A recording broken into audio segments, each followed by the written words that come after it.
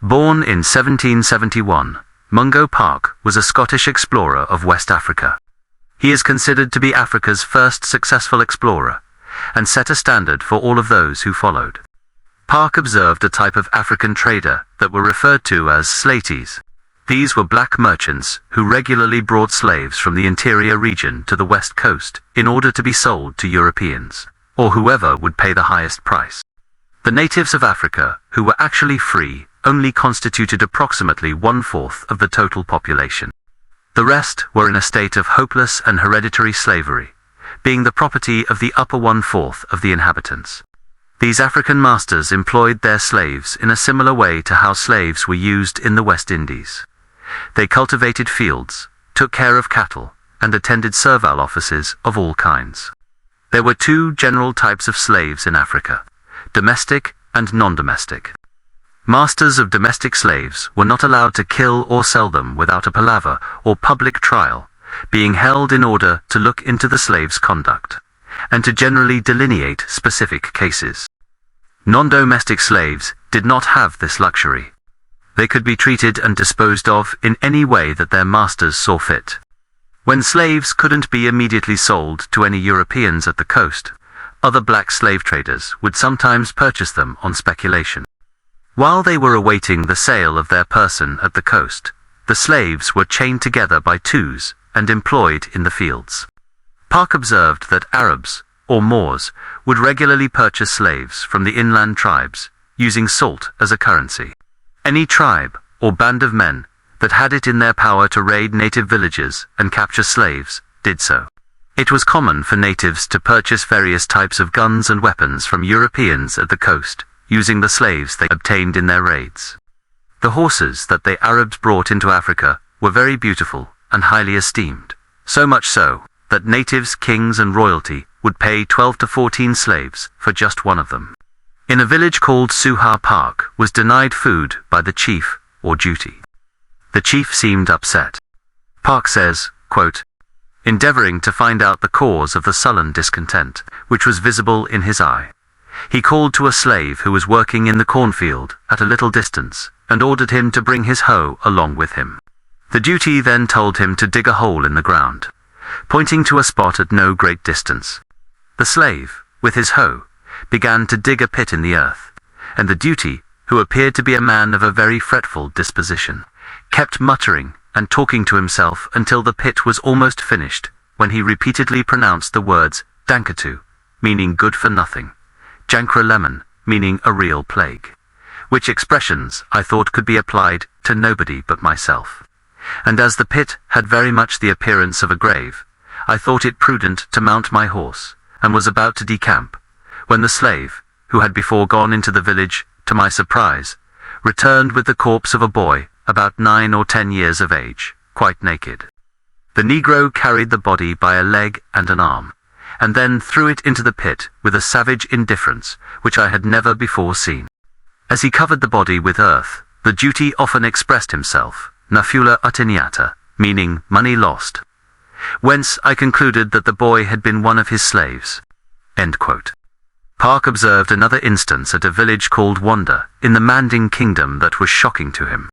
Quote, every evening, during my stay, I observed 5 or 6 women come to the manser's house, and receive each of them a certain quantity of corn. As I knew how valuable this article was at this juncture, I inquired of the manser whether he maintained these poor women from pure bounty, or expected a return when the harvest should be gathered in. Observe that boy, said he, pointing to a fine child, about 5 years of age. His mother has sold him to me for 40 days, provision for herself and the rest of her family. I have bought another boy in the same manner.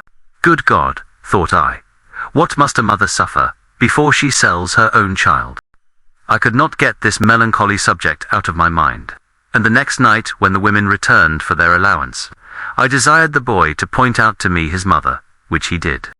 She was much emaciated, but had nothing cruel or savage in her countenance, and when she had received her corn, she came and talked to her son, with as much cheerfulness as if he had still been under her care. End quote. While in Africa, Park noticed that there were certain towns that operated as great slave markets, the greatest one, to his knowledge, being Kanka.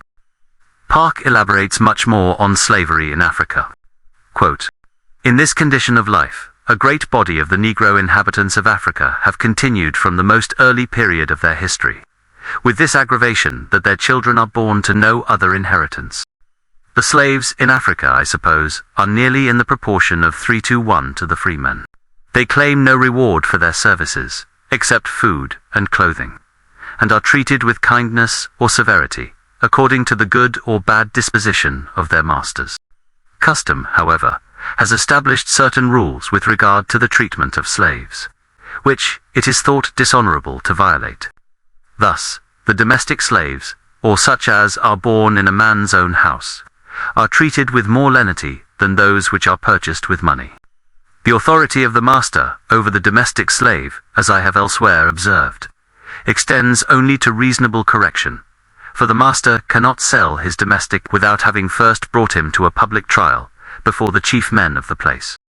In time of famine, the master is permitted to sell one or more of his domestics to purchase provisions for his family, and in case of the master's insolvency, the domestic slaves are sometimes seized upon by the creditors, and if the master cannot redeem them, they are liable to be sold for payment of his debt. But these restrictions on the power of the master extend not to the case of prisoners taken in war, nor to that of slaves purchased with money. All these unfortunate beings are considered as strangers and foreigners, who have no right to the protection of the law and may be treated with severity, or sold to a stranger, according to the pleasure of their owners. There are, indeed, regular markets, where slaves of this description are bought and sold, and the value of a slave in the eye of an African purchaser increases in proportion to his distance from his native kingdom. For when slaves are only a few days' journey from the place of their nativity, they frequently effect their escape. But when one or more kingdoms intervene, escape being more difficult, they are more readily reconciled to their situation. On this account, the unhappy slave is frequently transferred from one dealer to another, until he has lost all hopes of returning to his native kingdom. The slaves, which are purchased by the Europeans on the coast, are chiefly of this description. A few of them are collected in the petty wars which take place near the coast, but by far the greater number are brought down in large caravans from the inland countries, of which many are unknown, even by name, to the Europeans. The slaves, which are thus brought from the interior, may be divided into 2 distinct classes. First, such as were slaves from their birth, having been born of enslaved mothers. Secondly, such as were born free, but who afterwards, by whatever means, became slaves. Those of the first description are by far the most numerous. For prisoners taken in war, at least such as are taken in open and declared war, when one kingdom avows hostilities against another, are generally of this description. The comparatively small proportion of free people to the enslaved throughout Africa has already been noticed, and it must be observed that men of free condition have many advantages over the slaves, even in wartime. They are in general better armed and well mounted, and can either fight or escape with some hopes of success. But the slaves, who have only their spears and bows, and of whom great numbers are loaded with baggage, become an easy prey. Thus, when Mansong, king of Bambara, made war upon Kata, he took in one day 900 prisoners, of which number not more than 70 were free men. This account I received from Damanjuma, who had 30 slaves at Kemo, all of whom were made prisoners by man. When a freeman is taken prisoner, his friends will sometimes ransom him by giving 2 slaves in exchange. But when a slave is taken, he has no hopes of such redemption. To these disadvantages, it is to be added that the ladies who purchase slaves in the interior countries and carry them down to the coast for sale, constantly prefer such as have been in that condition of life from their infancy, well knowing that these have been accustomed to hunger and fatigue, and are better able to sustain the hardships of a long and painful journey than free men. And on their reaching the coast, if no opportunity offers of selling them to advantage, they can easily be made to maintain themselves by their labor. Neither are they so apt to attempt making their escape as those who have once tasted the blessings of freedom. Slaves of the second description generally become such by one or other of the following causes.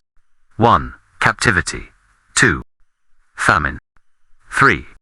Insolvency. 4. Crimes. A freeman may, by the established customs of Africa, become a slave by being taken in war. War is of all others the most productive source. It is a known fact that prisoners of war in Africa are the slaves of the conquerors, and when the weak or unsuccessful warrior begs for mercy beneath the uplifted spear of his opponent, he gives up at the same time his claim to liberty, and purchases his life at the expense of his freedom. Such of the prisoners as through age or infirmity are unable to endure fatigue, or are found unfit for sale, are considered as useless, and I have no doubt are frequently put to death. When a Negro has, by means like these, once fallen into the hands of his enemies, he is either retained as the slave of his conqueror, or bartered into a distant kingdom, for an African, when he has once subdued his enemy, will seldom give him an opportunity of lifting up his hand against him at a future period. A conqueror commonly disposes of his captives according to the rank which they held in their native kingdom. Such of the domestic slaves as appear to be of a mild disposition, and particularly the young women, are retained as his own slaves. Others, that display marks of discontent, are disposed of in a distant country. And such of the freemen or slaves, as have taken an active part in the war, are either sold to the slaties or put to death. War, therefore, is certainly the most general and most productive source of slavery, and the desolations of war often produce the second cause of slavery, famine, in which case a freeman becomes a slave to avoid a greater calamity. As the parents have almost unlimited authority over their children, it frequently happens, in all parts of Africa, that some of the latter are sold to purchase provisions for the rest of the family. When I was at Jara Daman, Juma pointed out to me 3 young slaves which he had purchased in this manner. I have already related another instance which I saw at Wanda, and I was informed that in Fuludu at that time it was a very common practice. The third cause of slavery is insolvency. Of all the offences to which the laws of Africa have affixed the punishment of slavery, this is the most common. A Negro trader commonly contracts debts on some mercantile speculation, either from his neighbours to purchase such articles as will sell to advantage in a distant market, or from the European traders on the coast, payment to be made in a given time. In both cases, the situation of the adventurer is exactly the same. If he succeeds, he may secure an independency. If he is unsuccessful, his person and services are at the disposal of another. For in Africa, not only the effects of the insolvent, but even the insolvent himself, is sold to satisfy the lawful demands of his creditors. When a Negro takes up goods on credit from any of the Europeans on the coast, and does not make payment at the time appointed, the European is authorized by the laws of the country to seize upon the debtor himself if he can find him, or if he cannot be found, on any person of his family, or in the last resort, on any native of the same kingdom. The person thus seized on is detained, while his friends are sent in quest of the debtor. When he is found, a meeting is called of the chief people of the place, and the debtor is compelled to ransom his friend by fulfilling his engagements. If he is unable to do this, his person is immediately seamed and sent down to the coast, and the other released. If the debtor cannot be found, the person seized on is obliged to pay double the amount of the debt, or is himself sold into slavery, I was given to understand. When a free man has become a slave by any one of the causes before mentioned, he generally continues so for life, and his children, if they are born of an enslaved mother, are brought up in the same state of servitude. There are, however, a few instances of slaves obtaining their freedom, and sometimes even with the consent of their masters, as by performing some singular piece of service, or by going to battle and bringing home to slaves as a ransom. But the common way of regaining freedom is by escape. Such are the general outlines of that system of slavery which prevails in Africa, and it is evident from its nature and extent that it is a system of no modern date. It probably had its origin in the remote ages of antiquity, before the Mohammedans explored a path across the desert. How far it is maintained and supported by the slave traffic which for 200 years the nations have carried on with the natives of the coast, it is neither within my province nor in my power to explain.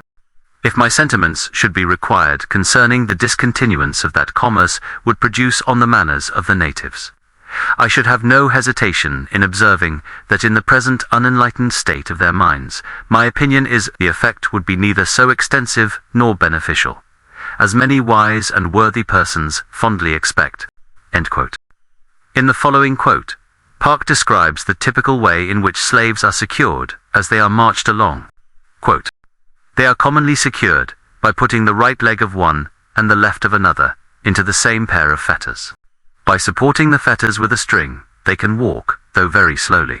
Every 4 slaves are likewise fastened together by their necks with a strong rope of twisted thongs, and in the night an additional pair of fetters is put on their hands, and sometimes a light iron chain passed round their necks. Such of them as evince marks of discontent are secured in a different manner.